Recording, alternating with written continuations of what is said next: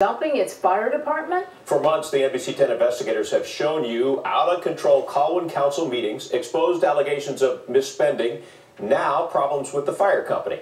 Investigative reporter Harry Hairston is joining us with the latest. Harry? There are more claims of misuse of taxpayers' money and a lack of communications that has the fire department catching heat from the borough manager. The Colwyn Volunteer Fire Company has been serving the borough for more than 100 years, but borough manager Paula Brown says its services are no longer needed. I have never seen a fire company operate the way Station 92 does. It's horrible. Brown says there are questions over the department's spending habits, including bills for $5,000 worth of regular gasoline. The fire truck and engine use diesel fuel. The borough insures the company's equipment and workman's compensation, but Brown tells us Colwyn Fire has not given her the names of the volunteers. We have no idea who the members are. We don't know if they're trained, if they're certified. We have no idea. They do not communicate. On top of that, Brown says fire companies outside Colwyn answer more calls in the borough than its own.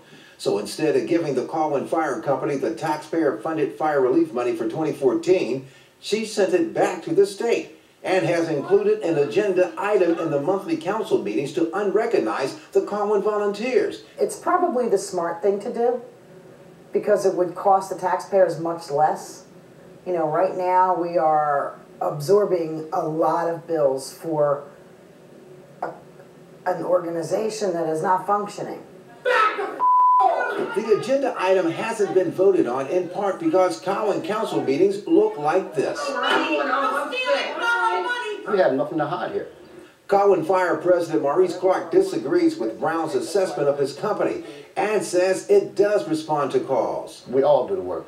We have some very good firefighters here that's been in school, trained very well. Clark does agree that the borough needs members' information, but he believes Brown already has it. She's supposed to know who operates the truck for insurance purposes. If she doesn't have it, I won't have a problem giving it to her. When it comes to questions about the fire company's spending, I am digging into that.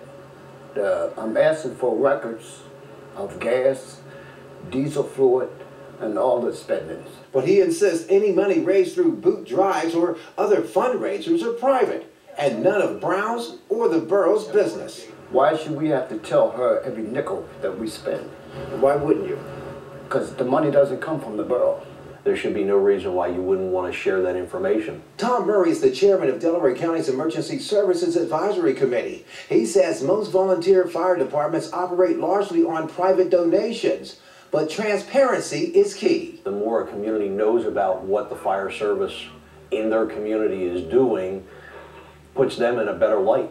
For Brown, it's about more than just transparency. It's also about accountability. The Colwyn taxpayers are entitled to know where their tax money is going. For Clark, it's about keeping the 100-year-plus tradition of firefighting in Colwyn. We're here to serve the people of Colwyn, and that's what we intend to do. This isn't the first time a fire company has been unrecognized in Colwyn. After the NBC 10 investigators uncovered the previous company operating a bar inside the firehouse, the Borough Council unrecognized that company in favor of the current one. For the investigators, Harry Hairston, NBC 10 News.